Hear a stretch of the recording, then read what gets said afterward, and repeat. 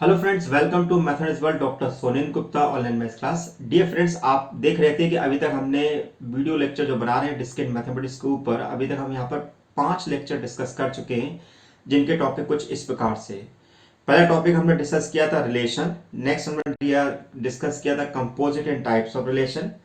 Then third हमने discuss किया था इक्विवेलेंस रिलेशन एंड फोर्थ हमने शो किया था matrix representation diagram of relation and fifth हमने शो किया था पार्शियल ऑर्डर रिलेशन पोसेट। आज हम बात करने वाले हैं one of the most important topic is the hedge diagram. इस टॉपिक से एग्जाम में क्वेश्चन जरूर आते हैं और आपको ये अच्छी तरह से आना चाहिए। लेकिन अगर आपने को पार्शियल ऑर्डर रिलेशन नहीं आता है तो पहले आप प्रीवियस लेक्चर को जो देखें, जिसके लिंक आपको डिस्क्रिप्शन बॉक्स में दे रखी है या आई बटन में आपको दे रखी है। तो डियर फ्रेंड्स, अगर आप मेरे चैनल पर नए आए हुए हैं तो चैनल को सब्सक्राइब कर लो, बेल आइकन को प्रेस कर लो, जैसे कि फर्दर मोर इंटरेस्टिंग वीडियो आपको मिलते रहे। और बेल आइकन को प्रेस करना ना भूलिएगा। Let start.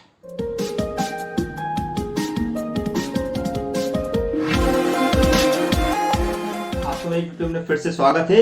अब हम बात करेंगे लेक्चर नंबर 6 के बारे में, जो कि हमारा है हैश डायग्राम। अब हैश डायग्राम पढ़ने के लिए हमें सबसे इंपॉर्टेंट चीज क्या चाहिए कि हमें पता होना चाहिए कि what is the meaning of the post set, जिसको हम पार्शियल ऑर्डर सेट के नाम से भी जानते हैं। तो सबसे पहले मैं आपको बताऊंगा कि पोस्ट सेट किसे कहते हैं। देन हमें हैश डायग्राम की रिक्वायरमेंट क्यों पड़ रही है, हमें हैश डायग्राम हमें क्यों पढ़ना चाहिए, क्या हमारा हमने जो पहले डायग्राम पढ़ा हुआ उससे हमारा काम नहीं हो रहा था, तो वो उसके बारे में बताया जाएगा। देन हैश डायग्राम की आपको प्रॉपर डेफिनेशन बताइए कि प्रॉपर डेफिनेशन एक्चुअली हमें एग्जाम में किस प्रकार से लिखना चाहिए। और उसके बाद कुछ सॉल्व प्रॉब्लम और उसके बाद आप कुछ डिस्कस करेंगे प्रैक्टिस प्रॉब्लम, जो आपको क्वेश्चन सॉल्व करने में हेल्प करेंगे।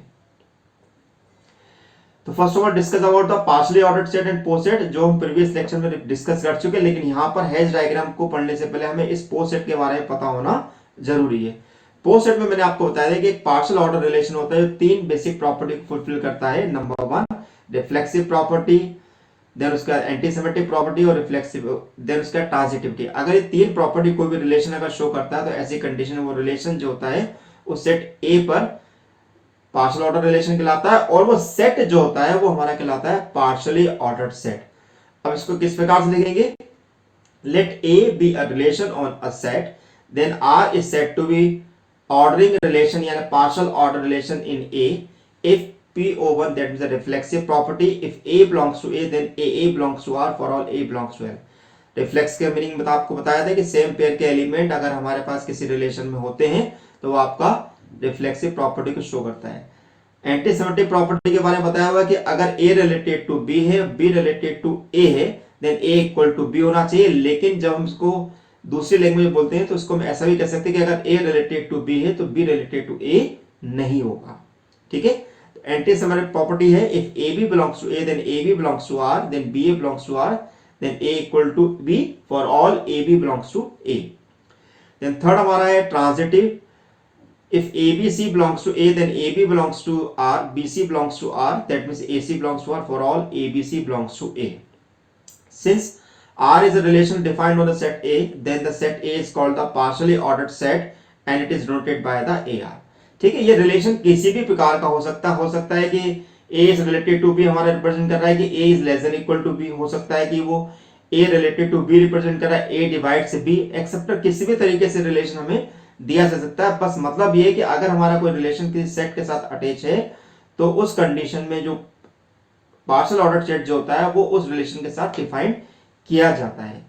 अब हम बात करते हैं what is the concept of the Hasse diagram. देखिए हैश डायग्राम क्या होता है, पहले इसको समझ लेते हैं कि हैश डायग्राम में हम क्या चीज हम डिस्कस करते हैं। हैश डायग्राम में हम बात करते हैं कि हम सारी उसके सेल्फ लूप को कंसीडर कर लेते हैं, सारी ट्रांजिटिविटी को ऐड कर लेते हैं। तो अब हम देखते हैं, पहले एक क्वेश्चन को इसके थ्रू समझते हैं कि what is the meaning of the Hasse diagram. Okay, let us B try a representation एक relation R is equal to AB, A divides B, that means यहाँ पे जो एलिमेंट A जो है रिलेट कर रहा है B से, लेकिन यहाँ पर रिलेशन जो है वो डिवाइड्स का दिया हुआ है। किसका रिलेशन दिया हुआ है, डिवाइड का रिलेशन दिया हुआ है। Using the directed graph of set A। अब हम इस सेट A पर एक डायरेक्टेड ग्राफ बनाना चाहते हैं, लेकिन डायरेक्टेड ग्राफ बनाने से पहले हम यहाँ पर रिलेशन बनाते हैं। तो जैसे कि हम जानते हैं कि अगर हम कोई भी एक रिलेशन बनाना चाहते हैं तो उसमें 3 प्रॉपर्टी हमारे पास फुलफिल होगी। नंबर 1 हमारी रिफ्लेक्सिव प्रॉपर्टी उसमें होना चाहिए। रिफ्लेक्सिव प्रॉपर्टी होती है इसका ये कि 1 1 2 2 4 4 6 और 8 टाइप के एलिमेंट हमारे पास आएंगे। साथ में हम वहां पर शो करेंगे उसकी anti symmetric property. Anti symmetric property उसकी क्या होगी 1 2 1 4 1 6 और 1 8 2 4 और 2 6। फिर उसके बाद हम इसकी बात करेंगे नेक्स्ट, एक रिलेशन में दिया हुआ है 2 8 और ट्रांजिटिव। तो हमने यहाँ पर एक प्रकार का एक रिलेशन ले लिया है, जो हमारा ये रिलेशन जो है एक पार्शियल ऑर्डर रिलेशन को रिप्रेजेंट कर रहा है। ओके, अब इसके बेसिस पे यदि हम डायग्राम बनाना चाहते तो देखेंगे कि यहाँ पर इस सेट में ओवरऑल कितने एलिमेंट हमारे पास हैं। इसमें सेट में एलिमेंट मेरे पास है 5। तो हम 1 2 4 6 8 हम रैंडमली यहाँ पर हम लिख लेंगे। अब हम देख रहे हैं कि यहाँ पर 1 1 2 2 4 4 6 6 8 8 जो है वो रिप्रेजेंट कर रहे हैं सेल्फ लूप को। तो हम यहाँ पर इन सभी वर्टेक्स पर एक सेल्फ लूप को हम यहाँ पर जनरेट कर देंगे कुछ इस प्रकार से। अब नेक्स्ट हमारा क्या है 1 2 है, तो 1 2 का मतलब है कि 1 हमारा रिलेट कर रहा है 2 से, तो हमने 1 को 2 से रिलेट कर दिया। 1 को हमने 4 से रिलेट कर दिया, 1 को हमने 6 से रिलेट कर दिया, 1 को हमने 8 से रिलेट कर दिया। दैट मींस हमारी ये वैल्यूज यहाँ पर कवर हो गई। अब नेक्स्ट हमारा क्या है कि अगर 1 से 2 हमारे पास जा रहा था, 2 से 4 भी हमारे पास यहाँ पर रिलेट कर रहा था, 2 से 4 को हमने रिलेट कर दिया, देन 2 से 6 को रिलेट कर दिया, 2 से 6 को, और 2 से 8 को रिलेट किया, और 4 से 8 को रिलेट कर दिया। तो actually this is your digraph. ये एक्चुअली आपका डायग्राफ है, यानी कि जिसको बोलते हैं हम डायरेक्टेड ग्राफ। इस डायरेक्टेड ग्राफ से हम कैसे हेज डायग्राम में कन्वर्जन करेंगे, तो यहाँ पे कुछ प्रॉपर्टीज हैं, यानी कि उसके कुछ स्टेप्स हैं, उन स्टेप्स को हमें ध्यान रखना। तो पहली स्टेप्स क्या होती है वो हम समझते हैं। ओके, तो पहली स्टेप ये है कि हमारे पास जितने भी इसमें सेल्फ लूप आ रहे हैं, यानी कि रिफ्लेक्सिबिलिटी वाली प्रॉपर्टी जो हमारे पास आ रही है, वो अंडरस्टूड है कि जब हम कोई भी हेज डायग्राम बनाएंगे तो वहां पर वो वर्टेक्स होंगे और वो वर्टेक्स रिफ्लेक्टिविटी को शो करते हैं। तो हमें वहां पर ये जरूरी नहीं है कि वहां पर हम सेल्फ लूप लाके बनाए। तो पहली स्टेप हमारी ये है कि since self loop represent the reflexive property in R, so we can remove all self loop from the diagram. जैसे हम उन सेल्फ लूप को डायग्राम से रिमूव करेंगे, तो हमारा ग्राफ इस प्रकार से बन जाएगा। अब सेकंड हमारे पास में प्रॉपर्टी ये है कि हमें इसमें वो एलिमेंट हमें यहाँ पर देखने हैं जिसमें हम बात करते हैं ट्रांजिटिविटी की। ट्रांजिटिविटी का मीनिंग क्या होता है समझ लीजिए। देखिए 1 से मैं 2 जा रहा हूं और 2 से मैं 6 जा रहा हूं, देन मुझे 1 से 6 जाने की मुझे अलग से रिक्वायरमेंट नहीं है, यानी कि मैं इस एज को यहां से रिमूव कर दूंगा।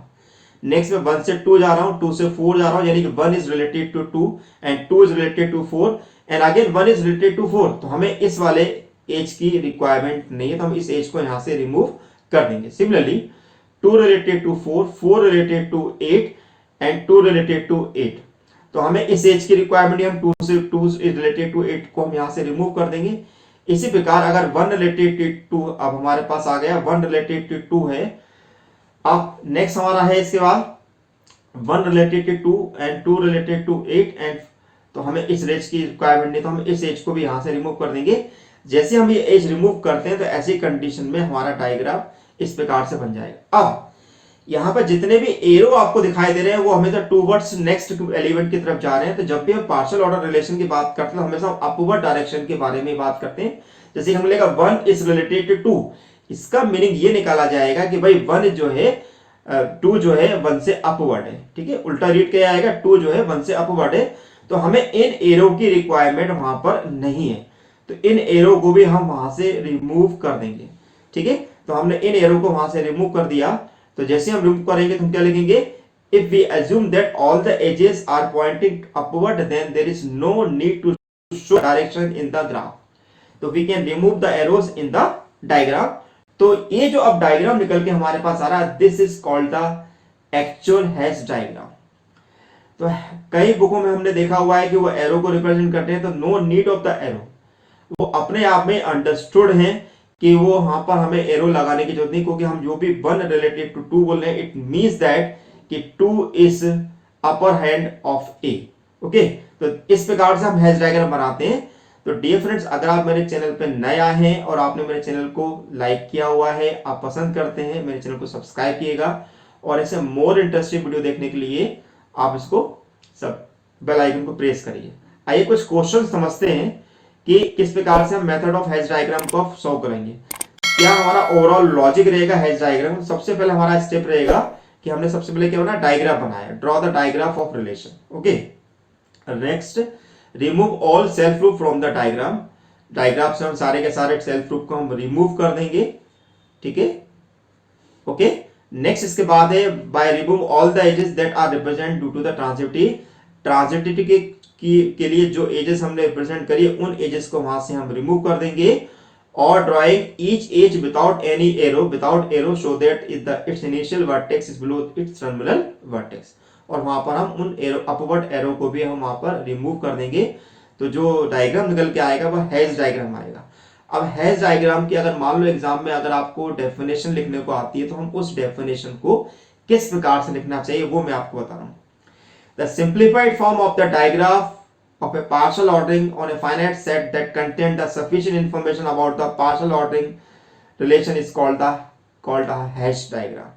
तो यहां पर हम इसको हैश डायग्राम को इस प्रकार से डिफाइन कर सकते हैं। तो बिल्कुल सिंपल डेफिनेशन है, किसी भी डायग्राम में अगर कोई पार्शियल ऑर्डर रिलेशन दिया हुआ है जो उसकी जो फाइनाइट सेट पर डिफाइंड है और उसकी सफिशिएंट इंफॉर्मेशन दे रहा है, तो ऐसी कंडीशन में वो जो डायग्राम बन के आएगा वो हमारा हैश डायग्राम कहा जाता है। आइए कुछ क्वेश्चन समझते हैं कि एक्चुअली ये हैश डायग्राम हम बना कैसे रहे, किस प्रकार से हैश डायग्राम बनाए जाते हैं। तो पहला क्वेश्चन हमारा यहां पर है, draw the Hasse diagram of D60 divisor of 60। हमें डिवाइजर ऑफ 60 के हमें यहां पर डायग्राम बना। तो पहले समझ लेते हैं डिवाइजर ऑफ 60 का मतलब क्या है। अगर हम कहीं पर A रिलेट टू B लिख रहे हैं, इसका मतलब ये है कि A डिवाइड्स B है, यानी कि हम A के जो एलिमेंट लेंगे वो हमारे B को डिवाइड करेंगे, तो हमें वहां पर उस प्रकार से वो सेट कंसीडर कर लेना है। तो अब मान लेते हैं कि मेरे पास एक सेट है जो ऑल डिवाइस ऑफ 60 रखता है, जिसको हमने यहाँ पे D60 के नाम से रिप्रेजेंट किया हुआ है। अब 60 को डिवाइड करने वाले एलिमेंट कौन कौन से हैं भाई, 1 करेगा, 2 करेगा, 4 करेगा, 5 करेगा, 6 करेगा, 10 करेगा, 12 करेगा, 20 करेगा, 30 करेगा और 16 करेगा। तो ओवरऑल मेरे पास यहाँ पे कितने एलिमेंट आ रहे हैं, 1 2 3 4 5 6 7 8 9 10 11 12, यानी कि मेरे पास ओवरऑल 12 एलिमेंट्स आ रहे हैं। अगर ये 12 एलिमेंट मेरे पास आ रहे हैं तो ये 12 एलिमेंट अपने आप में एक रिफ्लेक्सिव प्रॉपर्टी को शो करते हैं। तो required relation are without transitive and reflexive edges. तो अब हम क्या करेंगे, यहाँ पर जब डायग्राम बना रहे हैं तो हम यहाँ पर रिफ्लेक्सिव वाले यानी कि जो वर्टेक्स है उनके हमें सेल्फ लूप नहीं बनाना है, ट्रांजिटिविटी वाले एलिमेंट को वहां से हमें रिमूव कर देना है।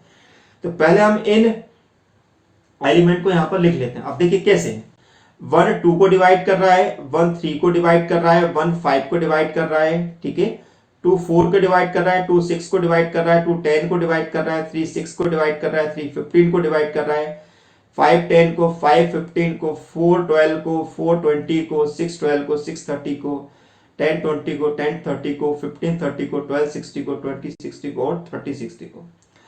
अब यहाँ पे ये हैश डायग्राम बनाने का लॉजिक क्या होगा, आप देखिए यहाँ पर मेरा 1 2 3 और 5 ऐसे एलिमेंट है जो किसी भी इसके नीचे वाले एलिमेंट्स को डिवाइड नहीं करेंगे। तो सबसे पहले हम इन्हीं एलिमेंट को यहां पर हम रिप्रेजेंट करेंगे।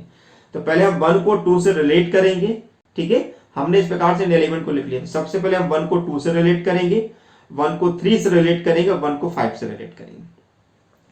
अब हम देखेंगे कि इनको 2 3 5 को कौन कौन से एलिमेंट डिवाइड करते हैं। 2 किसको डिवाइड करेगा, 4 को करेगा, ठीक है, 3 किसको करेगा, 6 को करेगा, तो 2 4 6 को कर देगा, 5 10 को करेगा। तो हम यहाँ पर नेक्स्ट एलिमेंट जो ले लेंगे वो हमारे होंगे दिस इज 4 6 एंड 10। तो हमने यहाँ पर 4 6 10 और साथ में हमने 15 एलिमेंट को भी यहाँ पर कंसिडर कर लिया। अब देखिए 2 जो करेगा 4 को डिवाइड करेगा, 2 6 को करेगा, 3 15 को करेगा, 5 10 को करेगा, 5 10 को करेगा और 3 6 को करेगा। तो इन सब एलिमेंट को हम आपस में जोड़ देते हैं। ओके, क्लियर हो गया आपका। अब नेक्स्ट स्टेप कौन सी है, अब नेक्स्ट एलिमेंट इसके अपर हैंड में कौन से आना चाहिए। तो हमने अब जो एलिमेंट हमारे बचे हुए वो एलिमेंट हमारे अपर हैंड में आना चाहिए, यानी कि नेक्स्ट एलिमेंट मेरे पास क्या होगा यहाँ पर, दिस इज 12, नेक्स्ट एलिमेंट 12 लेंगे हम यहाँ पर, ठीक है। तो हमने 12 को यहाँ पर ले लिया। ओके, नेक्स्ट एलिमेंट हमारा क्या होगा, 20 होगा। उसके बाद नेक्स्ट एलिमेंट हमारा 30 होगा। इसको अब हम क्या करेंगे, 4 12 को डिवाइड करता है, 6 12 को डिवाइड करता है, 4 20 को डिवाइड करता है, 10 20 को डिवाइड करता है, 10 30 को डिवाइड करता है। तो इन एलिमेंट को आपस में हम ऐड कर देंगे। तो इनको हम यहां पर आपस में रिलेट कर देते हैं। ओके, इस तरीके से। लेकिन यहां पर 12 20 और 30 जो है डायरेक्ट डिवाइड करते हैं 60 को, तो हम यहां पर अपर हैंड पे 60 को ले लेते हैं। तो इस प्रकार से तो ये जो रिक्वायर्ड डायग्राम है वो हमारा हैश डायग्राम है। तो हैश डायग्राम बनाते समय इस बात का हमें ध्यान रखना है कि हमें कौन से एलिमेंट को हमें बॉटम पे रखने हैं, उसके ऊपर कौन से एलिमेंट अपर में रखने हैं, देन उसके ऊपर कौन से एलिमेंट और उसके अपर में रखने हैं, और टॉप पर हमें कौन सा एलिमेंट रखना है।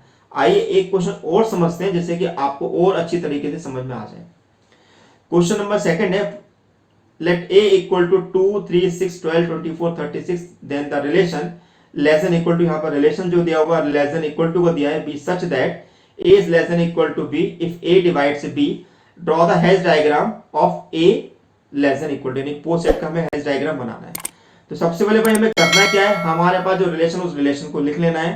अब यहाँ पे कौन कौन से एलिमेंट को यहाँ पर लिखना, देखिए 2 6 को डिवाइड करेगा, 3 6 को डिवाइड करेगा, 3 12 को डिवाइड करेगा, 6 24 को डिवाइड करेगा, लेकिन हमें चूंकि 3 24 6 24 को कर रहा है तो हमें अलग से रिप्रेजेंट करने की जरूरत नहीं है। तो अब हम यहाँ पर एक रिलेशन अपना यहाँ पर लिख लेते हैं आर, जो कि a less than equal to b, यानी कि that is a divides b है। तो हमने यहाँ पर लिख लिया this is 2 divide 6, 3 divide 6, 6 divide 12, 12 divide 24 और 12 डिवाइड 36। अब सवाल ये उठता है कि बॉटम में कौन से एलिमेंट को हमें यहाँ पर रखना चाहिए। तो देखिए बॉटम में हमारे पास 2 और 3 हमारे पास ऐसे एलिमेंट हैं जिनके बिलो हमारे पास कोई ऐसा एलिमेंट नहीं है जो इनको डिवाइड्स करते हो। तो ऑब्वियसली हम यहाँ पर इन 2 और 3 को पहले रख लेंगे। अब 2 और 3 किसको डिवाइड करें, 2 और 3 डिवाइड कर रहे हैं अपने 6 को, तो हमारा नेक्स्ट एलिमेंट जो होगा वो 6 इसके अपर हैंड में हमारे पास आएगा। अब हम 2 को रिलेट करेंगे 6 से और 3 को रिलेट करेंगे 6 से। Point clear. अब 6 किसको डिवाइड कर रहा है, 12 को डिवाइड कर रहा है, लेकिन 12 के बाद हमारा वो 24 को भी करता है, 36 को भी करता है, लेकिन 6 से हम 6 को ऊपर रखने के बाद हमें 12 को ऊपर रखने की जरूरत नहीं है, क्योंकि वो 12 6 को हम उसके ऊपर रखेंगे। तो हमने नेक्स्ट हमने ले लिया 12, तो 6 डिवाइड कर रहा है 12 को। अब 12 किसको डिवाइड कर रहा है, 24 को डिवाइड कर रहा है, देन उसके बाद वो 36 को भी डिवाइड कर रहा है। ठीक है, तो हमने यहाँ पे 24 और 36 को ऊपर ले लिया। इस प्रकार से हमने इन दोनों को इससे रिलेट कर दिया। तो ये जो डायग्राम निकल के हमारे पास आया, this is your required Hasse diagram of given poset A less than equal to. I hope आपको समझ में आ रहा होगा कि पोस्ट सेट पर हम हैश डायग्राम को किस प्रकार से बिल्डअप करते हैं। और क्वेश्चन समझते हैं जिससे कि और अच्छी तरह आपको समझ में आया है। थर्ड क्वेश्चन है, draw the Hasse diagram of A B C for of all subset of A. देखिए फ्रेंड्स, अगर आपको मेरा लेक्चर अच्छा लग रहा है तो आप मेरे चैनल पर नए आए हुए हैं तो चैनल को सब्सक्राइब करना ना मत भूलिएगा, क्योंकि अगर आप चैनल को सब्सक्राइब नहीं करेंगे तो आपको ऐसे मोर इंटरेस्टिंग वीडियो का नोटिफिकेशन भी नहीं मिलेगा। और नोटिफिकेशन के लिए आपको नोटिफिकेशन बेल को आपको प्रेस करना जरूरी है। अब देखिए नेक्स्ट हमारा है कि draw the Hasse diagram of A of all subset of A. इसका मतलब क्या है कि हमें इस एबीसी के हमें जितने भी ऑल सबसेट बनाने हैं वो हमें यहाँ पे बनाने होंगे, जिसको बोलते हैं पावर सेट। तो जैसे कि हम जानते हैं कि अगर किसी सेट में अगर n एलिमेंट होते हैं तो उसके पावर सेट में कितने एलिमेंट होंगे, 2 टू दी पावर n। इसका मतलब ये कि अगर ए बी सी है तो इसका मतलब हो गया कि हमारे पास 2 टू दी पावर 3 एलिमेंट होंगे, विच इज इक्वल टू 8। यानी कि हमें 8 एलिमेंट यहाँ पर हम लेके आएंगे। तो वो 8 एलिमेंट क्या क्या होंगे, पहला 5 होगा, एलिमेंट ए होगा, एलिमेंट बी होगा, एलिमेंट सी होगा, देन एलिमेंट ए बी होगा, देन एलिमेंट ए सी होगा, देन एलिमेंट बी सी होगा, और साथ में एलिमेंट होगा ए बी सी। ये सेट की फॉर्म में लिखे जाएंगे कुछ इस प्रकार से। अब यहां पर हमें बनाना है इनका हैश डायग्राम। अब हैश डायग्राम बनाना, सबसे बिलो जो एलिमेंट होगा वो हमारा 5 होगा, क्योंकि 5 is subset of every element. तो हमने सबसे पहले ड्रॉ किया 5। अब 5 किसका सबसे पहले सबसेट कहलाएगा, तो वो हमारा कहलाएगा ए बी और सी का। तो पहले इन 3 एलिमेंट को हम यहां पर रिलेट करेंगे। तो 5 is related to set A, set B और सेट सी।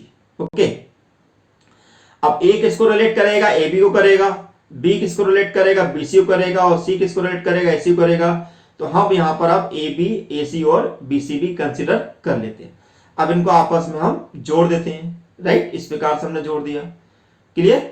अब ये ए बी, ए सी और बी सी जो किसको रिलेट करेंगे, वो रिलेट करेंगे ए बी सी को। तो हमने ए बी सी लिखा, तो ए बी को हमने ए बी सी से लिखा, देन ए सी को हमने लिख लिया, देन उसके बाद बी सी को लिख दिया। तो इस प्रकार से जो डायग्राम निकल के आएगा वो आपका हैश डायग्राम को रिप्रेजेंट कर रहा है।